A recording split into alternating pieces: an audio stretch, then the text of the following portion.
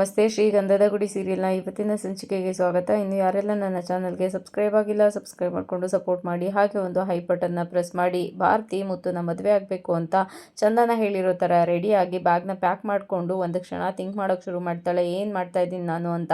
Mirror ಮುಂದೆ ನಿಂತಾಗ ಚಂದನ ಹೇಳಿರೋ ಮಾತು ನೆನಪಾಗುತ್ತೆ. ನಾಳೆ ಮುತ್ತು ಮಾಮನಿಗೂ ನಿನ್ಗೂ ಇಲ್ಲೇನೆ 10 ಗಂಟೆಗೆ ಮದುವೆ ಆಗುತ್ತೆ ಅಂತ ಹೇಳಿರೋದು ನೆನಪಾಗಿ ಅವಳಿಗೆ ಖುಷಿನೇ ಆಗುತ್ತೆ. ಅಜ್ಜಿ ಹೊರಗಡೆ ಎಲೆ ಅಡಿಕೆ ಹಾಕ್ಕೊಂಡು ಅಣ್ಣವ್ರ ಫಿಲಮ್ನ ನೋಡ್ತಾ ಕೂತಿರ್ತಾರೆ. ಅಷ್ಟರೊಳಗಡೆ ಕಾತ್ಯಾಯಣಿ ಅಲ್ಲಿಗೆ ಬಂದು, ಅತ್ತೆ ನಾನು ಸ್ವಲ್ಪ ಬ್ಯಾಂಕ್ ಹೋಗ್ಬಿಟ್ಟು ಬರಬೇಕು, ಭಾರತಿ ಒಳಗೆ ಇದ್ದಾಳೆ, ಹುಷಾರು ಅಂತ ಹೇಳ್ತಾರೆ. ಅದನ್ನು ಭಾರತಿ ಕೇಳಿಸ್ಕೊತಾಳೆ. ಆಗ ಒಳಗಡೆ ಬರ್ತಾಳೆ. ಸುಮ್ಮನೆ ಹೋಗೋದು ಬಿಟ್ಬಿಟ್ಟು ಇವಳು ಯಾಕೆ ಅಜ್ಜಿ ಹತ್ರ ಪಿನ್ ಇಟ್ಟು ಹೋಗ್ತಾ ಇದ್ದಾಳೆ ಅಂತ ಥಿಂಕ್ ಮಾಡ್ತಾ ಇರ್ತಾಳೆ.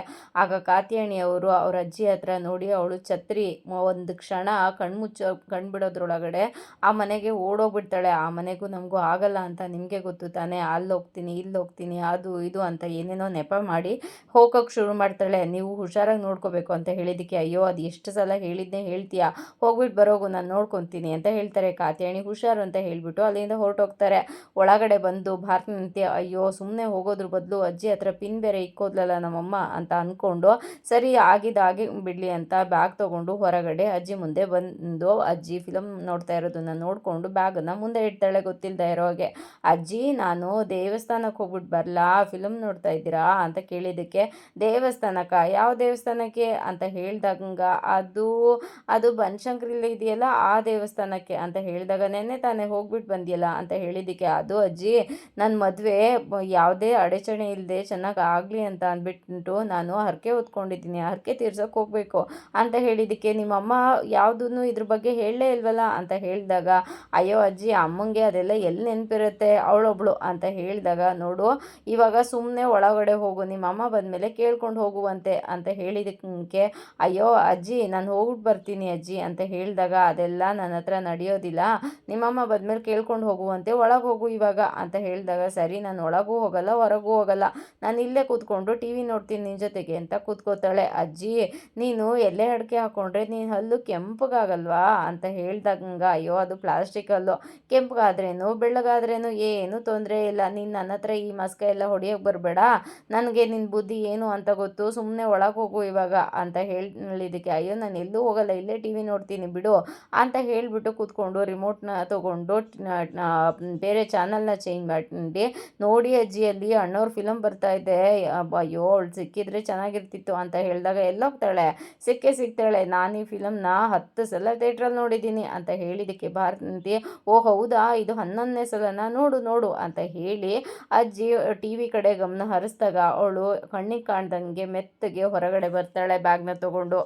ತುಂಬ ಟೆನ್ಷನ್ನಿಂದ ಭಾರತಿ ಬರ್ತಾಳೋ ಇಲ್ವೋ ಅಂತ ಫೋನ್ಗೆ ಟ್ರೈ ಮಾಡ್ತಾನೆ ಇರ್ತಾಳೆ. ಇಲ್ಲಿ ಹರಿ, ಕಂಠಿ ಮತ್ತು ಮಹಿ 3 ಜನ ಮುತ್ತುಗೆ ರೇಗಿಸ್ತಾ ಇರ್ತಾರೆ. ಮುತ್ತು ಮಾತ್ರ ಟೆನ್ಷನ್ ಆಗಿರ್ತಾರೆ. ಅದಕ್ಕೆ ಯಾಕಣ್ಣ ಟೆನ್ಷನ್ ಮಾಡ್ಕೊತೀಯ, ಆರಾಮಾಗಿರೋಣ, ಏನೂ ಆಗೋದಿಲ್ಲ, ಅದಕ್ಕೆ ಹೇಳಿದ್ದಾರೆ ಅಲ್ವಾ ಭಾರತಿ ಬಂದೇ ಬರ್ತಾಳೆ ಅಂತ, ಬಂದೇ ಬರ್ತಾಳೆ, ಭಾರತಿನೇ ಹೇಳಿದಿದ್ರೆ ನಮಗೆ ನಂಬಿಕೆ ಬರ್ತಾ ಇರಲಿಲ್ಲ, ಆದರೆ ಅದಕ್ಕೇ ಹೇಳಿರೋದ್ರಿಂದ ನಮಗೆ ನಂಬಿಕೆ ಇದೆ ಅಣ್ಣ, ಬಂದೇ ಬರ್ತಾಳೆ, ನೀವು ಟೆನ್ಷನ್ ಆಗಬೇಡಿ ಅಂತ ಹೇಳೋವಾಗಲೇ ಹರಿ ಚಂದನ ಕಡೆ ನೋಡಿದಾಗ ಚಂದನ ಟೆನ್ಷನ್ ಮಾಡಿಕೊಂಡು ಆ ಕಡೆಯಿಂದ ಈ ಕಡೆ ಓಡಾಡ್ತಾ ಇರ್ತಾಳೆ. ಅದಕ್ಕೆ ಅಣ್ಣ ಒಂದು ನಿಮಿಷ ಬಂದೇ ಇರಿ ಅಂತ ಹೇಳಿಬಿಟ್ಟು ಚಂದನ ಹತ್ರ ಬರ್ತಾನೆ. ಬಂದು ತಗೊಳ್ಳಿ ನೀರನ್ನ ಅಂತ ಹೇಳಿದ್ದಕ್ಕೆ, ನಂಗೆ ನೀರು ಬೇಡ ಅಂತ ಹೇಳಿದಾಗ, ನೋಡಿ ಮುಖ ಎಲ್ಲ ಹೇಗೆ ಬಾಡೋಗಿದೆ ಅಂತ, ಟೆನ್ಷನ್ ಯಾಕೆ ಮಾಡ್ಕೊತೀರಾ, ಭಾರತಿ ಬರ್ತೀನಿ ಅಂತ ಹೇಳಿದ್ಮೇಲೂ ಫೋನಲ್ಲಿ ಮಾತಾಡಿದ್ಮೇಲೂ ಯಾಕೆ ಇಷ್ಟೊಂದು ಟೆನ್ಷನ್ನು, ನೀರು ಕುಡೀರಿ ಅಂತ ಹೇಳಿದಾಗ ಚಂದನ ನೀರನ್ನ ಈಸ್ಕೊಂಡು ನೀರನ್ನ ಕುಡಿತಾಳೆ. ಸರಿ ಆಯಿತು ಬನ್ನಿ ಮಂಟಪದ ಹತ್ರ ಹೋಗೋಣ ಅಂತ ಇಬ್ಬರೂ ಮಂಟಪದ ಹತ್ರ ಬರ್ತಾರೆ. ಮುತ್ತು ತುಂಬ ಗಾಬರಿ ಆಗಿರೋದನ್ನು ನೋಡಿ, ಅಣ್ಣ ಇನ್ನೊಂದು 10 ನಿಮಿಷ ಅಣ್ಣ, ಭಾರತಿ ಫೋನ್ ಮಾಡಿದ್ದೆ,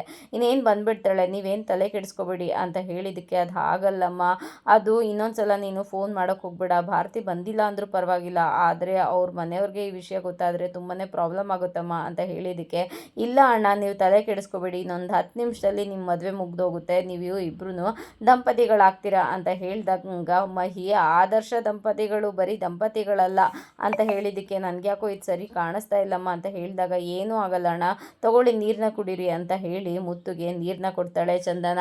ಅಂದರೆ ಇನ್ನು ಮುತ್ತುಗೆ ಗಾಬರಿಲೇ ಇರ್ತಾನೆ, ಆದರೆ ಚಂದನಗೂ ಗಾಬರಿ ಇದ್ದಿರೋದ್ರಿಂದ ಹರಿ ಹತ್ರ ಬಂದು, ಅದು ಭಾರತಿ ಬಂದೇ ಬರ್ತಾಳೆ ಅಲ್ವಾ, ಈ ದೇವಸ್ಥಾನ ಎಷ್ಟೊತ್ತಿಗೆ ಕ್ಲೋಸ್ ಆಗೋದು ಅಂತ ಕೇಳಿದ್ದಕ್ಕೆ, ಒಂದು 12-12:30 ಕ್ಲೋಸ್ ಮಾಡಿಬಿಡ್ತಾರೆ ಅಂತ ಹೇಳಿದಾಗ, ಆಲ್ರೆಡಿ 11 ಆಯಿತು, ಇನ್ನೂ ಭಾರತಿ ಬಂದಿಲ್ಲ, ಬರ್ತಾಳೆ ಅಲ್ವಾ, 10 ನಿಮಿಷದಲ್ಲೆಲ್ಲ ಮದುವೆ ಮುಗ್ದೋಗ್ಬಿಡುತ್ತೆ ಅಲ್ವಾ ಅಂತ ಹೇಳಿದ್ದಕ್ಕೆ, ಭಾರತಿ ಬಂದರೆ ಖಂಡಿತ 10 ನಿಮಿಷ ನಿಮಿಷದಲ್ಲಿ ಮದುವೆ ಮುಗಿಯುತ್ತೆ ಅಂತ ಹೇಳ್ತಾನೆ. ಚಂದನ ಫೋನ್ಗೆ ಟ್ರೈ ಮಾಡ್ತಾನೆ ಇರ್ತಾಳೆ. ಆದರೆ ಭಾರತಿ ಫೋನ್ನ ಪಿಕ್ ಮಾಡದೇ ಇರೋದನ್ನ ನೋಡಿ ಗಾಬರಿ ಆಗ್ತಾ ಇರ್ತಾಳೆ. ಈ ಅಜ್ಜಿಗೆ ಕಣ್ ತಪ್ಪಿಸಿ ಯಾಮರ್ಸಿ ಬ್ಯಾಗ್ನ ತಗೊಂಡು ಆಚೆ ಬರುವಾಗ ಆ ಕಡೆ ಇದ್ದ ಅಪ್ಪ ಅಮ್ಮನ ಫೋಟೋ ನೋಡ್ತಾಳೆ. ಆ ಫೋಟೋ ನೋಡಿ ಅಪ್ಪನ ಹತ್ರ ಬಂದು ಅಪ್ಪನ ಫೋಟೋ ಹಿಡ್ಕೊಂಡು, ಸಾರಿ ಅಪ್ಪ, ನನ್ನನ್ನು ಕ್ಷಮಿಸ್ಬಿಡಿ, ನನಗೆ ನಿಮ್ಮ ಮೇಲೆ ನಂಬಿಕೆ ಇದೆ, ಖಂಡಿತ ನಾನು ಈ ಮನೆಗೆ ಮತ್ತೇನೆ ಆಶೀರ್ವಾದ ತಗೊಳ್ಳೋದಕ್ಕೆ ಅಂತ ಬಂದೇ ಬರ್ತೀನಿ ಅಪ್ಪ, ನನಗೆ ಮುತ್ತು ಮಾವ ಅಂದರೆ ಪ್ರಾಣ, ಅವ್ರನ್ನ ಬಿಟ್ಟು ಇರೋ ಶಕ್ತಿ ನನಗಿಲ್ಲ ಅಪ್ಪ, ದಯವಿಟ್ಟು ನನ್ನನ್ನು ಕ್ಷಮಿಸಿ ಅಂತ ಹೇಳ್ತಾ ಇರ್ತಾಳೆ. ಅಷ್ಟರೊಳಗಡೆ ಅಜ್ಜಿ ಸಿಕ್ಕಾಕೋಬಿಟ್ಲು ಅಂತ ಹೇಳ್ದಂಗ ಭಾರತಿಗೆ ನೆನಪಾಗುತ್ತೆ. ಓ, ನಾನು ಇಲ್ಲೇ ಇದ್ದರೆ ಅಜ್ಜಿ ನನ್ನನ್ನು ತಡಿತಾಳೆ ಅಂತ ಹೇಳಿ ಫೋಟೋನ ಆ ಕಡೆ ಇಟ್ಬಿಟ್ಟು ಬ್ಯಾಗ್ನ ತಗೊಂಡು ಗೇಟ್ ಬಾಗಿಲು ತೆಕ್ಕೊಂಡು ಹೊರಗಡೆ ಬಂದುಬಿಡ್ತಾಳೆ. ಅಜ್ಜಿ ಅದು ನೋಡ್ದೇನೆ ಸಿಕ್ಕಾಕೋಬಿಟ್ಲು ಅಂತ ಭಾರತಿಗೆ ಹೇಳೋಕೆ ಹೋಗ್ತಾಳೆ. ಆದರೆ ಭಾರತಿ ಅಲ್ಲಿ ಕೂತಿಲ್ದೇ ಇರೋದನ್ನ ನೋಡಿ, ಎಲ್ಲೋ ಹೋದ್ಲಪ್ಪ ಇವಳು, ನನ್ನನ್ನು ಯಾಮರ್ಸ್ಬಿಟ್ಟು ಅಂತ ಹೇಳಿ ಆ ಚೇರನ್ನು ಆ ಕಡೆ ಇಟ್ಲು. ಇವಳೊಬ್ಳು ಹಾಳಾದವಳು, ಈ ಚೇರ್ ಇಲ್ಲೇ ಇಟ್ಟವಳೆ ಅಂತ ಹೇಳಿ ಭಾರತಿ ಭಾರತಿ ಭಾರತಿ ಅಂತ ಎಲ್ಲ ಕಡೆ ಹುಡ್ಕೋಕೆ ಶುರು ಮಾಡ್ತಾರೆ. ಆದರೆ ಅಲ್ಲಿ ಭಾರತಿ ಇರೋದಿಲ್ಲ. ಭಾರತಿ ಹೊರಗಡೆ ಬಂದು ಗೇಟ್ನ ತೆಗೆದು ಬ್ಯಾಗ್ನ ತೊಗೊಂಡು ಓಡೋಗ್ಬೇಕಂದ್ರೆ ಕಾತ್ಯಾಯಣಿ ಅಲ್ಲಿಗೆ ಬಂದುಬಿಡ್ತಾರೆ. ಎಲ್ಲಿಗೆ ಹೋಗ್ತಾ ಇದೆಯಾ ನೀನು, ನಿಂತ್ಕೊಳ್ಳೆ ಅಂತ ಹೇಳಿದಾಗ ಭಾರತಿಗೆ ತುಂಬಾ ಗಾಬರಿ ಆಗುತ್ತೆ. ಬಂದು ಏನೇ ಇದು, ಸೀರೆ ಉಟ್ಕೊಂಡು ಎಲ್ಲಿಗೆ ಹೋಗ್ತಾ ಇದೆಯಾ ಅಂತ ಹೇಳಿದಕ್ಕೆ ಅದು ನಾನು ದೇವಸ್ಥಾನಕ್ಕೆ ಹೋಗಬೇಕು ಅಂತ ಹೇಳ್ತಾಳೆ. ದೇವಸ್ಥಾನಕ್ಕ, ಏನದು, ಬ್ಯಾಗ್ ಏನದು ಅಂತ ಕೇಳೋ ಅಷ್ಟರೊಳಗಡೆ ಭಾರತಿ ಅಲ್ಲಿಂದ ಓಡೋಗಕ್ಕೆ ಶುರು ಮಾಡ್ತಾಳೆ. ಆಗ ಕೈ ಹಿಡಿದು ಹೇಳಿದು, ಏನೇ ಇದು, ಎಲ್ಲಿಗೆ ಹೋಗ್ತಾ ಇದೆಯಾ, ಕೊಡೆ ಇಲ್ಲಿ ಅಂತ ಅಂದ್ಬಿಟ್ಟು ಬ್ಯಾಗ್ನ ಕಿತ್ಕೊಂಡು ನೋಡಿದಾಗ ಅಲ್ಲಿ ಕೆಲವೊಂದು ರೆಕಾರ್ಡ್ಸ್ಗಳಿರುತ್ತೆ. ಅದನ್ನು ನೋಡಿ ಇದನ್ನೆಲ್ಲ ತೊಗೊಂಡು ಎಲ್ಲಿಗೆ ಹೋಗ್ತಾ ಇದೆಯಾ, ಏನು ಮಾಡಬೇಕು ಅಂದ್ಕೊಂಡಿದ್ದೀಯ ನೀನು ಅಂತ ಹೇಳ್ದಂಗ ಅದೆಲ್ಲ ಕಟ್ಕೊಂಡು ನಿನ್ಗೇನಾಗಬೇಕು ಅಂತ ಭಾರತಿ ಜೋರು ಮಾಡ್ತಾಳೆ. ಅದಕ್ಕೆ ಕಾತ್ಯಾಯಣಿಯವರು 2 ಸಲ ಕಪಾಳಕ್ಕೆ ಸುಮ್ಮನೆ ರಪ್ಪ ರಪ್ಪ ಅಂತ ಹೊಡಿತಾರೆ. ಎಳ್ಕೊಂಡು ಒಳಗಡೆ ಬರ್ತಾರೆ. ಇಲ್ಲಿ ಅಯ್ಯೋ ಈ ಹುಡುಗಿ ಎಲ್ಲೋಗ್ಬಿಟ್ಲಪ್ಪ ಅಂತ ಅಜ್ಜಿ ಗಾಬರಿ ಮಾಡಿಕೊಂಡು ನಿಂತಿರ್ತಾರೆ. ಭಾರತಿನ ಕರ್ಕೊಂಡು ಬಂದು ತಳ್ಳಿದಾಗ ಭಾರತಿ ಅಜ್ಜಿ ಕಾಲಿಗೆ ಬೀಳ್ತಾಳೆ.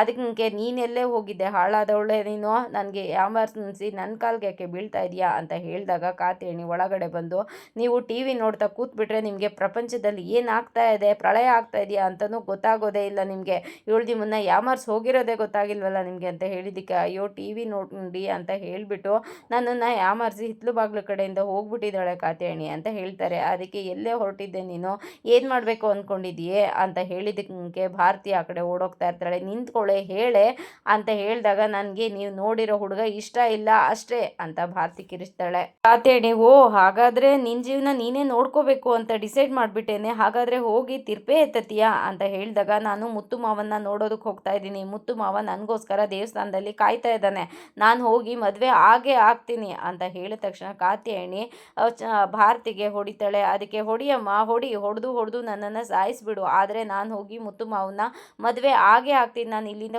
ಹೋಗ್ತೀನಿ ಅಂತ ಹೇಳಿದಾಗ ಅಜ್ಜಿ, ಅಯ್ಯೋ ಕರ್ಮ, ಈ ಟೈಮಲ್ಲೇ ನಿನ್ನ ಗಂಡ ಹೊರಗೆ ಹೋಗ್ಬೇಕಿತ್ತೇನೆ, ಅಯ್ಯೋ ಏನಪ್ಪ ಈ ಹುಡುಗಿ ಆ ಕಟಗ್ರಿಗೆ ತಲೆನ ಕೊಡ್ತೀನಿ ಅಂತ ಹೇಳ್ತಾ ಇದ್ದಾಳಲ್ಲ, ಏನಪ್ಪ ಮಾಡೋದು ಇವಾಗ ಅಂತ ಅವರು ಯೋಚನೆ ಮಾಡ್ತಾರೆ. ಆಗ ಕಾತ್ಯಾಯಣಿ, ಅಲ್ಲ ಕಣೆ, ನಾವು ನಮ್ಮ ಅಣ್ಣನ ಮಗ, ಅವನ್ನ ನಾನೇನೇ ದೂರ ಇಟ್ಟಿದ್ದೀನಿ, ಅಂಥದ್ರಲ್ಲಿ ನಿನಗೆ ಅವನು ಬೇಕೇನೆ, ಆ ಮೇಸ್ತ್ರಿ ಬೇಕೇನೆ ಅಂತ ಹೇಳಿದ್ದಕ್ಕೆ, ನನಗೆ ಮಾವ ಕೂಲಿನೋ ಮೇಸ್ತ್ರಿನೇ ಅನ್ನೋದು ಬೇಕಾಗಿಲ್ಲ, ನನಗೆ ಮಾವ ನನ್ನನ್ನು ಚೆನ್ನಾಗಿ ನೋಡ್ಕೊತಾನೆ ಅನ್ನೋದು ಅಷ್ಟೇ ಮುಖ್ಯ, ನನಗೆ ಆ ನಂಬಿಕೆ ನನಗಿದೆ ಅಂತ ಹೇಳಿದ್ದಕ್ಕೆ, ಅಲ್ಲ ಕಣೆ, ನಿಮ್ಮಪ್ಪ ದುಬೈಯಲ್ಲಿ ಹಗಲು ರಾತ್ರಿ ಅಂತ ಕಷ್ಟಪಡ್ತಾ ಇರೋದು ಯಾರಿಗೋಸ್ಕರನೇ, ಇದೆಲ್ಲ ಯಾರಿಗೋಸ್ಕರ, ನಿನ್ನ ಖುಷಿಗೋಸ್ಕರ, ಒಬ್ಬ ಒಳ್ಳೆ ಹುಡುಗನ ನೋಡಿ ನೀನು ಮದುವೆ ಮಾಡಬೇಕು ಅಂತ ತಾನೇ ಅಂತ ಹೇಳಿದ್ದಕ್ಕೆ, ಇಲ್ಲ ಇದೆಲ್ಲ ನಿಮಗೋಸ್ಕರ ಮಾಡ್ಕೊಂಡಿರೋದು, ಮುಂಚೆಯಿಂದನೂ ನಿಮಗೆ ನನ್ನ ಬಗ್ಗೆ ಗೊತ್ತು ತಾನೆ, ನನಗೆ ಮುತ್ತು ಮಾವ ಇಷ್ಟ ಅಂತ ಅಂದಮೇಲೆ ಇದನ್ನೆಲ್ಲ ಯಾರಿಗೋಸ್ಕರ ಮಾಡ್ತಾ ಇದ್ದೀರಾ, ನಾನು ಮುತ್ತು ಮಾವನ್ನೇ ಇಷ್ಟಪಡ್ತಾ ಇರೋದು, ಮುತ್ತು ಮಾವನ್ನೇ ನಾನು ಮದುವೆ ಆಗೋದು ಅಂತ ಹೇಳಿದ್ದಕ್ಕೆ, ಅಲ್ಲ ಕಣೆ, ನಿನಗೋಸ್ಕರ ಇಷ್ಟು ಕಷ್ಟಪಟ್ಟು ದುಡಿದ್ರೆ ನೀನು ಈ ಥರ ಮಾತಾಡ್ತಾ ಇದೆಯಾ ಅಂತ ಹೇಳಿದ್ದಕ್ಕೆ,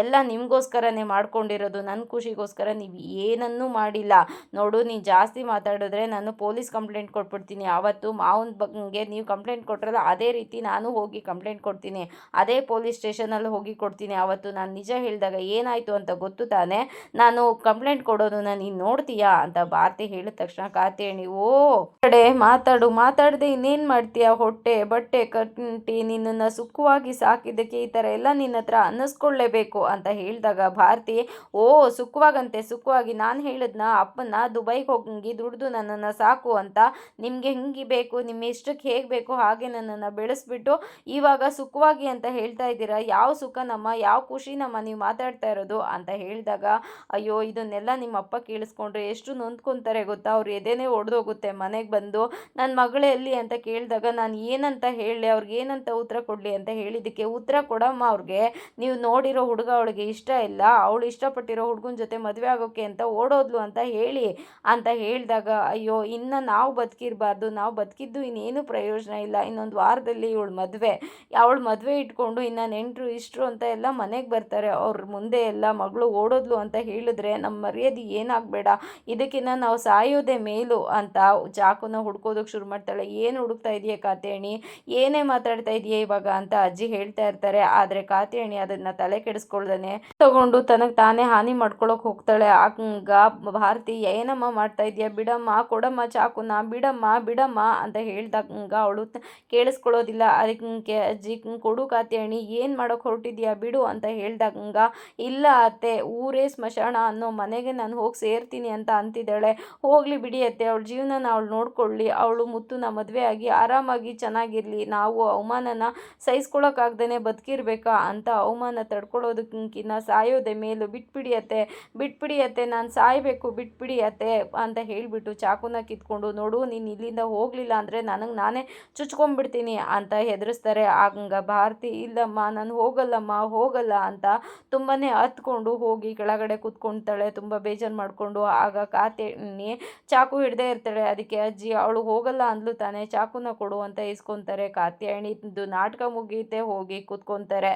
ಎಲ್ಲ ಮದುವೆ ತಯಾರಿಗಳು ಆಗಿರುತ್ತೆ, ಮುಹೂರ್ತ ಮೀರೋಗ್ತಾ ಇದೆ, ಬನ್ನಿ ಹುಡುಗನ್ನ ಕೂರಿಸಿ ಅಂತ ಅರ್ಚಕರು ಹೇಳ್ತಾರೆ. ಆಗ ಮುತ್ತು ಕೆಳಗಡೆ ಕೂತ್ಕೊತಾರೆ. ನೋಡಿ, ಯಾರಾದರೂ ಬಂದು ನಿಮ್ಮ ಅಣ್ಣನಿಗೆ ಪೇಟನ ಧರಿಸ್ರಿ ಅಂತ ಹೇಳಿದಾಗ ಬಂದು ಪೇಟನ ಹಾಕ್ತಾರೆ. ಆದರೆ ಭಾರತಿ ಇನ್ನೂ ಬಂದಿರೋದಿಲ್ಲ. ಇದಾಗಿತ್ತು ಇವತ್ತಿನ ಸಂಚಿಕೆ. ಈ ಸಂಚಿಕೆ ಇಷ್ಟ ಆಗಿದ್ರೆ ಒಂದು ಲೈಕ್ ಕೊಟ್ಟು ಶೇರ್ ಮಾಡಿ, ಕಮೆಂಟ್ ಬಾಕ್ಸಲ್ಲಿ ಕಮೆಂಟ್ ಮಾಡಿ ತಿಳಿಸಿ ಹೇಗಾಗಿತ್ತು ಇವತ್ತಿನ ಸಂಚಿಕೆ ಅಂತ. ಹಾಗೆಯೇ ಒಂದು ಹೈ ಬಟನ್ನ ಪ್ರೆಸ್ ಮಾಡೋದನ್ನು ಮಾತ್ರ ಮರಿಬೇಡಿ. ನಾಳಿನ ಸಂಚಿಕೆಯಲ್ಲಿ ಸಿಗೋಣ. ಅಲ್ಲಿವರೆಗೂ take care, bye, thank you.